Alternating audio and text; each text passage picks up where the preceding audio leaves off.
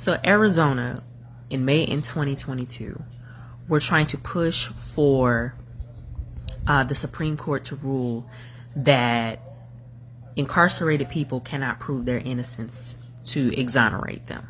And we know in the 13th Amendment there is a clause that says slavery is abolished with the exception of incarceration for a crime. And most people who have been exonerated and proven their innocence have been black people. I say that to say that we may not have slavery the way that our ancestors experienced it. It has not been officially abolished and eradicated. With the way that the Supreme Court is going and the way that some of these laws that are being passed are making things illegal, slavery may look very differently. And I feel like it could be sooner than we think. I do believe that they're going. Okay, so I got the transcripts. Mitch, we have to bring slavery back. Those were the good old days. Kevin, how will we do that? There's no way we can do that. Mitch, black people won't do it, but white people will. Kevin, how will we get white people to be slaves? That sounds ridiculous. Mitch, we have to get rid of the separation of church and state. We must have state-funded religious schools. Kevin, I don't see where you're getting at. Mitch, those schools will have work programs for 4th through 8th graders. Kevin, I think I see where you're going here. How is that going to work? Mitch, we get the kids to pick all the produce as a part of their work program to teach them the values of good old-fashioned blue-collar labor and the bounty of God. Kevin, I don't think that anyone will go for that. Mitch, it's all about grooming. Start in the 1st grade, and by 4th grade, they'll be ready to do it. Kevin, but we already have people to pick the produce. Mitch, we have to finish the wall. Kevin, no way that's going to happen. Mitch, we find better ways to get the immigrants out of the United States. Kevin, like doubling ICE. Mitch, yes. Kevin, this will be too hard, and we'll be too busy trying to sustain this over long periods of time and generations. Mitch, no, we get rid of the abortion laws in the United States and we make it mandatory that all 8th grade females be impregnated in order to graduate. Kevin, like replacing the crops. Ha ha ha, pun intended. Also, Kevin, I will work on getting the abortion banned. You work on state-funded religious schools. Mitch, we don't have to do either. Lindsay and I took care of that with the new SCOTUS.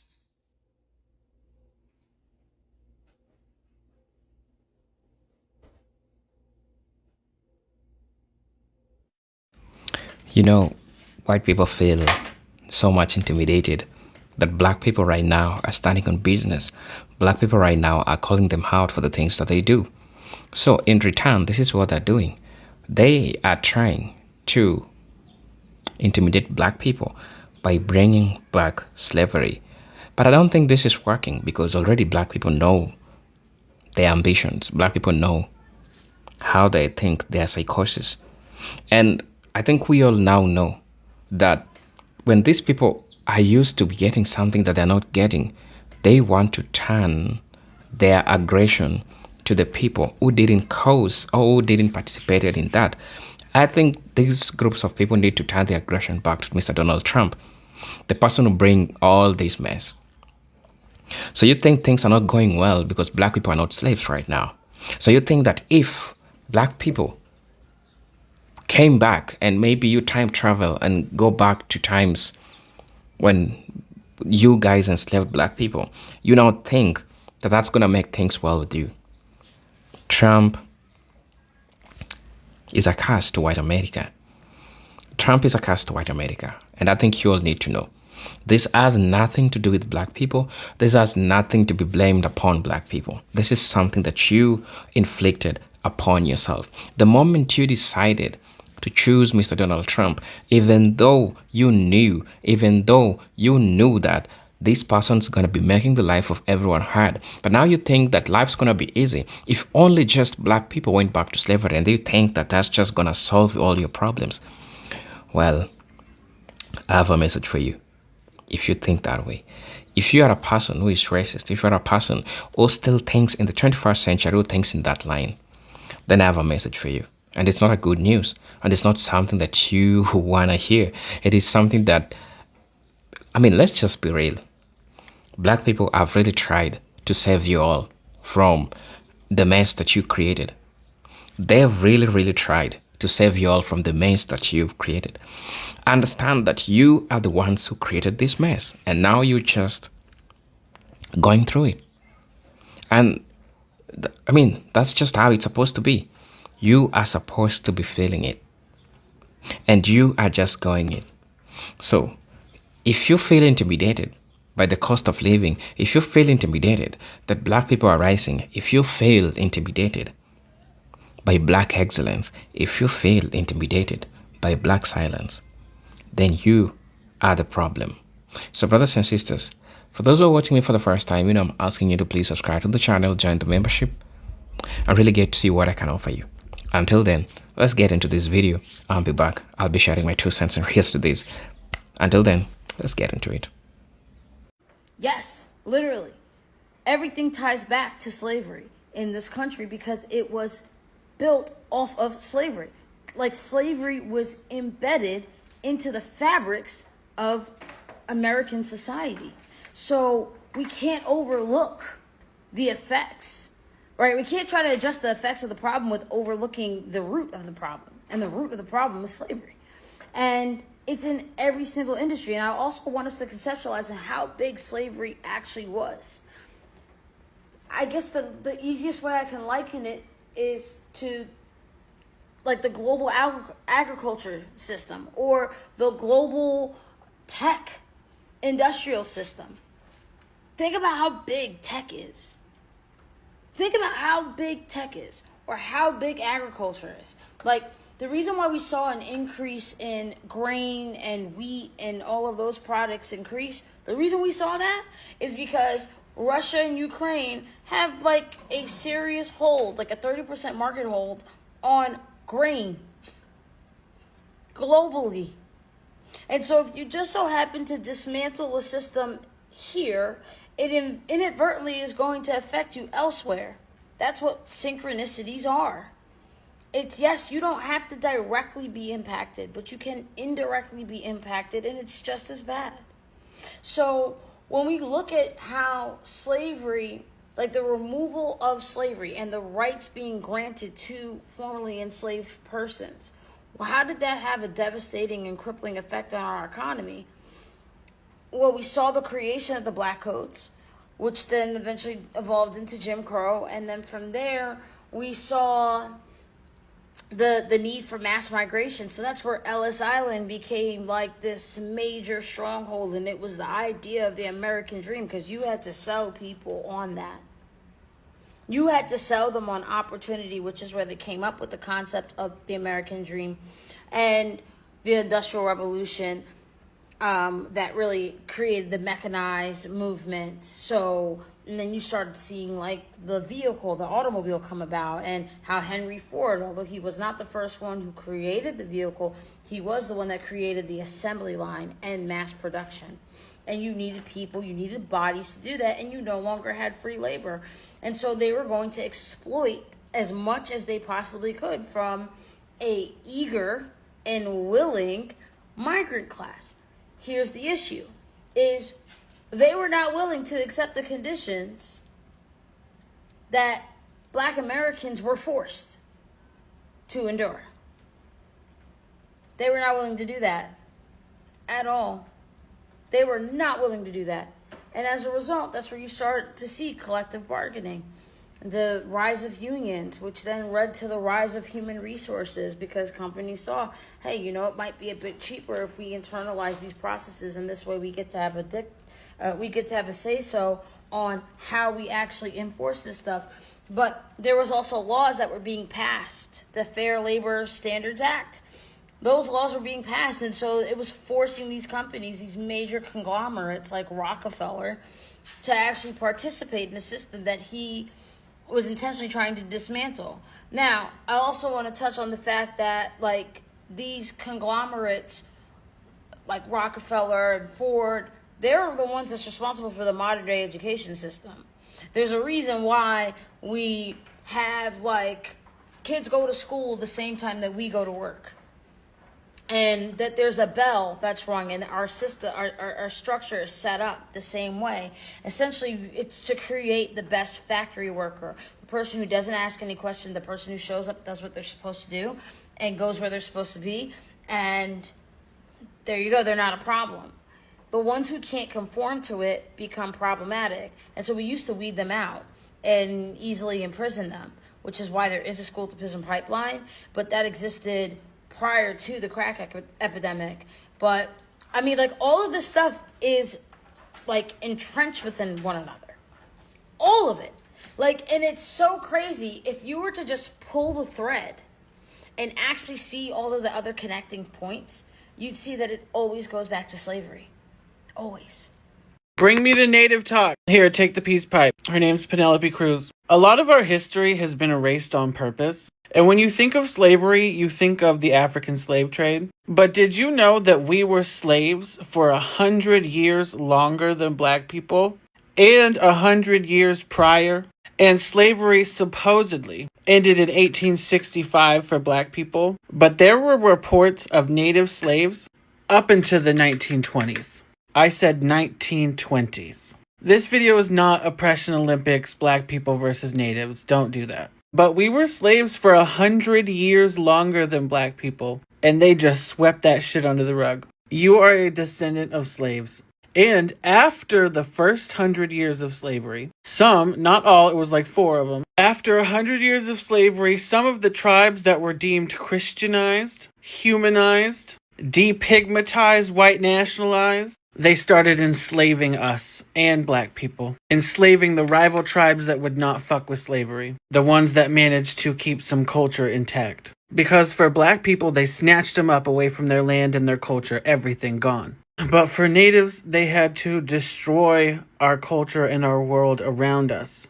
And black people were seen as American citizens before we were, because reservations were a form of segregation. We were considered to be not a part of America, which is why we have our own separate tribal governments, our own identification cards. Because, mama, we fought slavery for hundreds of years. But the reality is that no black person and no native person, no indigenous person in America was ever truly free until the Civil Rights Act. Or maybe it was the Voting Act, Lyndon Johnson, or maybe both. Google that shit. And I don't know how to verbalize this in any better way because this is Kush. But the story of slavery does not belong solely to black people, and the oppression that black people face will not end unless native oppression also ends, and vice versa. Even if most people aren't educated on it, our story and trauma is intrinsically connected. And we need to be working together. Like they had the Black Panthers, we should have had the Black Bear, the Black Horse or some shit. Girl, I don't know.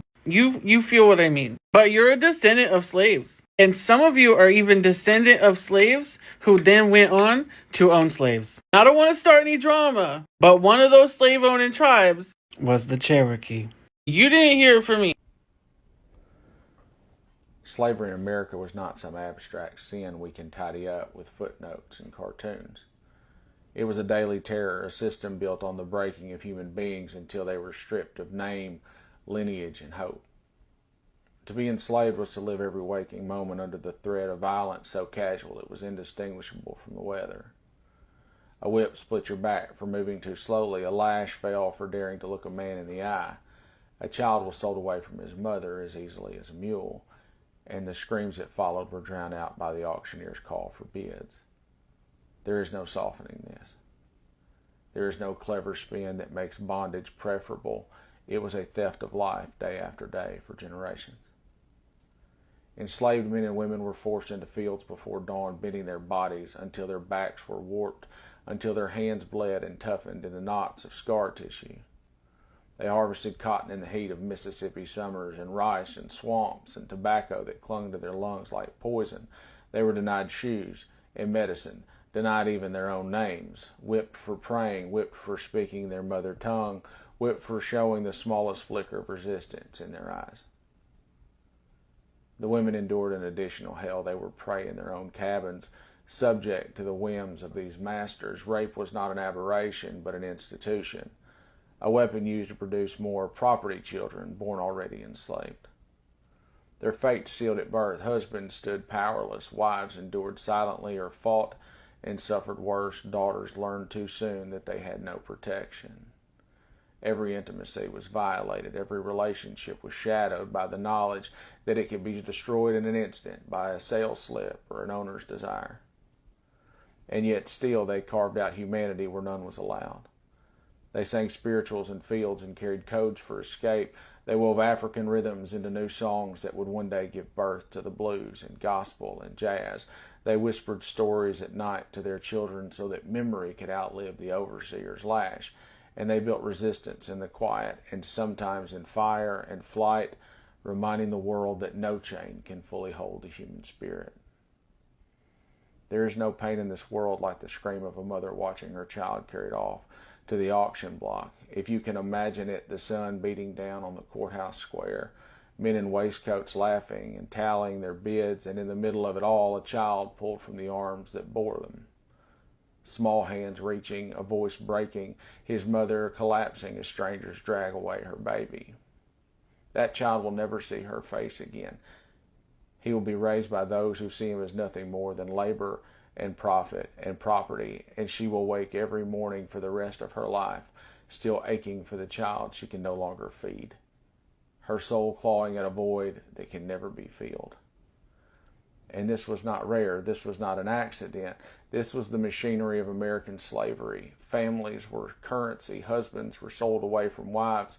Children sold away from both. Brothers and sisters scattered to the winds, and the ones left behind were forced to keep working in the fields while their hearts broke in silence. The masters called it business, but the enslaved called it hell. And when someone smugly says that slavery was better than being killed, ask them to answer this: would you tell a mother that her child's sale was preferable to death? Would you look into the eyes of a father who watched his daughter dragged off into the arms of a leering master and say, at least she's alive? What kind of life is that? What kind of man calls that survival? And death is final, but it is honest. And slavery was a slow-motion death, a tearing apart of families, of dignity, of soul, spread out over decades. It was the theft of generations. To say that such a fate was somehow a mercy is to speak with the voice of a slaver, not a free man. But we are not numb. So remember the ships where black bodies lay chained in darkness, unable to move, suffocating in the stench of their own survival. Remember the branding irons pressed to flesh, the iron collars that cut into throats, and the runaway notices nailed to courthouse doors as though men and women were livestock. Remember lynching staged as town carnivals, postcards of black men hanging from trees passed around like trophies. Remember Tulsa and Rosewood and Elaine, Arkansas, and the burning of futures that dared to bloom. This is the inheritance of slavery, and no cartoon will ever wash it clean. Defiance till death. Because Africans were familiar with slavery, but you were indentured, you were enslaved to work on a pyramid, but then you went home. No. They took it to a whole new level. No, not only are you enslaved, but when you have children, they will be enslaved. And when they have children, they will be enslaved. And you will be enslaved, your whole family, for, about 250 years until it's illegal. That had never been created before. So the concept of racism and the most egregious form of slavery is simple insanity. How another human being can come up with something like that and sustain it for centuries is a clear sign of insanity. I have come to the conclusion as a 70-year-old black man living in America, we cannot fix white people. We haven't been able to fix them in 400 years. We cannot fix them. White people must fix white people. This is what Toni Morrison said. Y'all got to fix yourself. We can't fix you. We have failed. You got to fix you. But we can fix ourselves. That's the most important thing. We can undo over time some of the damage done to us by their insanity. And we are damaged goods. I don't have to explain that to you, right? Just look at our behavior. So we are damaged goods, and we need to work on us.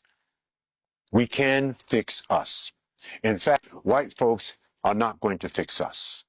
You understand that? They haven't in 400 years. Who are white folks going to fix? White folks. Asians are going to fix Asians. East Indians are working on East Indians. They ain't working on you, right? Arabs are working on Arabs. Our Jewish brothers and sisters are working on their issues and their people. That's who they should be working on. So they're not going to fix us. I have a good white friend who said to me, George, I know what black people's problem is. I said, oh, really, Bob? What is black people's problem? He said, you spend all of your time thinking about us, and we don't spend any of our time thinking about you. So, George, if you're not thinking about you, and we damn sure ain't thinking about you, who's thinking about you?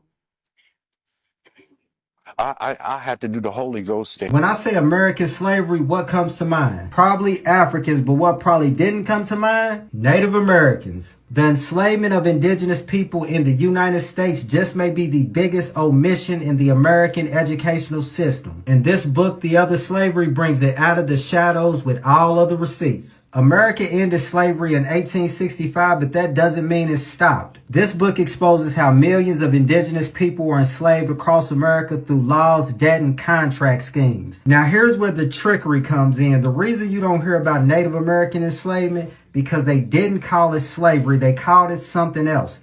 Debt peonage. Or indentured servitude. And they wasn't on plantations in cotton fields. They was in the mines. Why this book matters? Because if we only recognize one form of slavery, we miss how exploitation keeps changing outfits. After you read this book, you will understand that America just doesn't have one form of slavery to contend with. It was two. And we can't begin to really have that conversation about what happened to the Native Americans until people start getting informed. Grab you a copy in the TikTok shop. Peace. Well, it was only a matter of time before this shit started. So while Trump was at Alligator Alcatraz with Kristi Noem and Ron DeSantis, they asked him about farmers.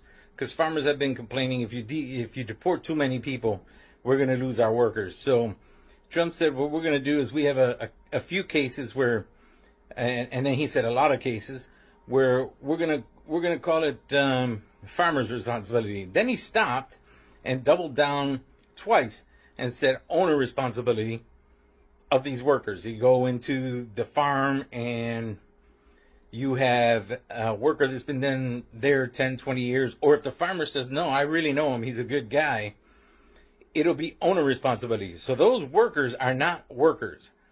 Trump says they'll be getting stuff, they'll be getting other stuff, but they won't be getting citizenship. But no, they won't be getting citizenship because they won't be workers, they'll be property. So all the years that they try to get rid of slavery, and this motherfucker right on TV, said owner responsibility. For the people who want a source, because I know there's going to be people who are going to come in here and say, you're full of shit. Guess what?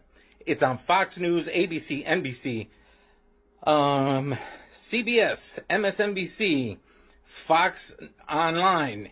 It's on was RS right something, the right station where it's RSNB, whatever the fuck it is. So that shit is everywhere. You can look it up and read it. You can look it up and see it. Those are your sources. So eat me if you don't like what the fuck I'm saying. Well, when I went to the United States, I was based in New York. And among the things I had to do I had to go to a prison once a month. And I had to conduct an Islamic service for the Muslims in the prison. Imagine my surprise. When I went there, the hall was packed. Packed. I said, those who are Muslim, put your hands up.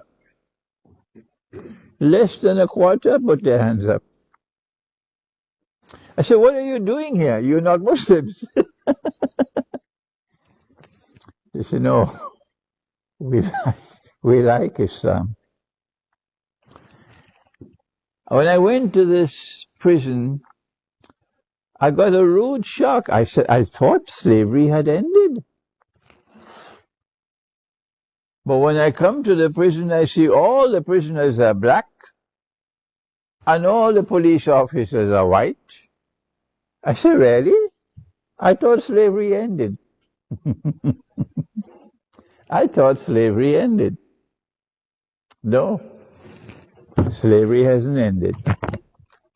And every time I went to the prison, someone would take the Shahada. They love the religion of Islam. When I go to the women's section, I ask, put your hands up, all those who are Muslim. Nobody? I said, what are you doing here? I said, we like this religion. We like this religion. Because your men respect your women. And our men don't respect our women. That's why we're here.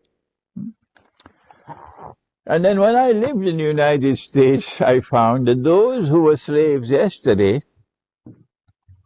are still slaves in the economic system. They are poor, and they will remain permanently poor.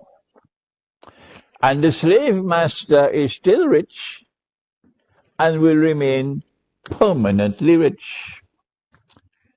And so this is oppression. Slavery has not ended. This is going to be a very interesting video. Ironically, this is the post that made you behave this way. They need to implement intersectionality in all schools. Rich white people have rich privilege and white privilege. Poor white people still have white privilege. Just because you're broken white does not mean that you don't have white privilege. Especially in terms of America, white people were never, ever discriminated against for being white. In fact, there were certain groups of white people that were discriminated against for not being white enough, like the Irish, Jewish people, Italian people. But like, here's where this really gets interesting. Weaponizing your disability in order to make black people feel as though white privilege does not exist just because you're disabled. I understand I have privileges because I am cis-het. I do not have privileges because of my race. You do because you are white. Again, this is ironic because you have proven my point. Reverse racism, not real. Reverse sexism, not real. Reverse ableism, not real. Losing your physical disability in order to defend their demon supremacies, limbo low. What white people have to understand is when discussing race, we're not asking for your opinion on blackness. Nobody asks for your little 2 cents about how the oppressed is handling oppression. Because for some reason, white people don't want to talk about whiteness. They want to talk about blackness. They want to talk about black on black crime, but they never want to talk about the school to prison pipeline. They always want to talk about the use of the N-word and how destructive it is, but they never want to talk about the system that treats them like one is far worse than being called one.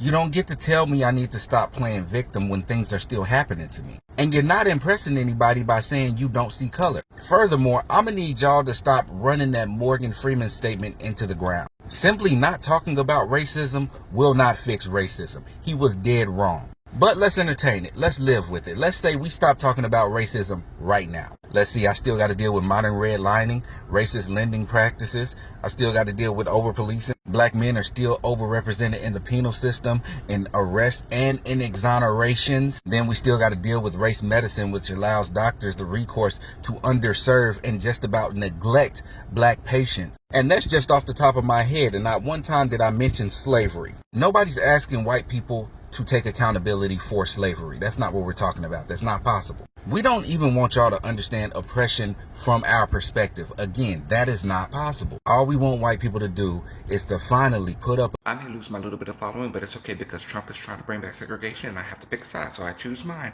I have a few rules that we need to implement this time because last time y'all didn't play fair, but we got some new rules that we need to implement and I'm here to show you. Starting strong at number 1, I'm so sorry to tell you this, but all invites to the cookout have been revoked effective immediately. Cookout is one of the most sacred events that black people have, and some of y'all been getting invited, and I told y'all that they can't be invited, but it's okay. We're going to go ahead and revoke all access to all cookouts nationwide. No more access to cookouts. I'm so sorry. sorry to tell you. I know this was gonna hurt, but I have to go ahead and do it. We're taking back all of our language. Yes, all of our ebonics, our AAVE, we're taking it back. So no more yes, no more sis and spill that tea and clot that tea. It's gone. That's a wrap. Next on the list is the black style. As you can see, black people have their own specific style. It's our own thing, our own way of doing stuff. And y'all have been getting it, and y'all have been taking it, and I don't understand why. If y'all really don't care for us like that, I don't know why y'all want to be like us. So we're gonna go ahead and take back our style. Just go ahead and pluck back. Thank you so much. The style taken back. Goodbye. Lastly, we're going to be taking back our style of dance, because as you can see, we do have a very specific style of dance. We do it in a very specific way, and you guys have been trying to take it for a long time. But you know what? We're going to go ahead and take that back. I'm so sorry. We're going to go ahead and take our dance style back, because you guys have just been taking enough from us. I know this is going to be hard for everybody to hear, but at the end of the day, we have to do what's best for our own groups. So, you know, these are the things that we have to do. This is what the president has decided to implement. So, good luck. Hello brothers and sisters, welcome back to the channel. I'm hoping that you are doing great from wherever you're watching this video from. I hope you all now learn that just because you're a white person, it doesn't mean that you should be going around thinking that you are better than anyone else. You are better and you deserve more. Such that when things are not going on well, you just think turning a human being into a commodity. So it doesn't work that way, right? It doesn't work that way. And I think you all learn. I think you all get to know the truth, because that's just how you view human beings. Whatever transpired, whether that message, whether that transcript that was shared is true or false, it is yet to be confirmed. We know one thing, that this group of people, they are capable of some nasty stuff, because history have proved that there's nothing like equality, there's nothing like fairness when it comes to all these people. Look at what they have done to other groups of people. Just look at what they have done. It's really crazy. It's really crazy how somebody can just wake up in the morning and think that they are better than anyone else. It's really, really crazy. Brothers and sisters, I really don't know what to think about this. But one thing that I would like to say is that you cannot intimidate people that history have shown their resilience. You cannot do that to black people. Black people have been resilient enough. They have proven to be resilient enough. They have come from the toughest of situations. So I don't think there is something that you are going to be showing black people that they have not seen or that they have not experienced. It is high time you all group of people learn. It is high time you send this message to all of you and learn that you cannot intimidate black people. It is high time you just learn that. If you think that we are still on the 18th century or the 19th century where you can wake up in the morning and just order a group of black people to do you something because you think that black people deserve to be enslaved, then I have a message for you. That's not going to happen. You are not dealing with the same type of black people. Understand and make it make sense to yourself. Teach yourself this. That's one thing that you cannot ever do. Because just ask yourself this question. You even tried to offer money to black people so that they can come and work on your farms. But look, black people refused, because those are below even minimum wages that you are trying to offer them. So ask yourself if they can be slaves. They can't. They can't. You cannot enslave black people. This is not the 18th or the 19th century. Time is moving and black people are moving, and they have studied you and they have learned your patterns and they know how you people behave or act. So brothers and sisters, please let me know what's your opinion in regards to this. Let me know what you feel about this. I'm your host and presenter Tech Stories, but until then, let me see you in my next video. Peace, love, and harmony. Salut.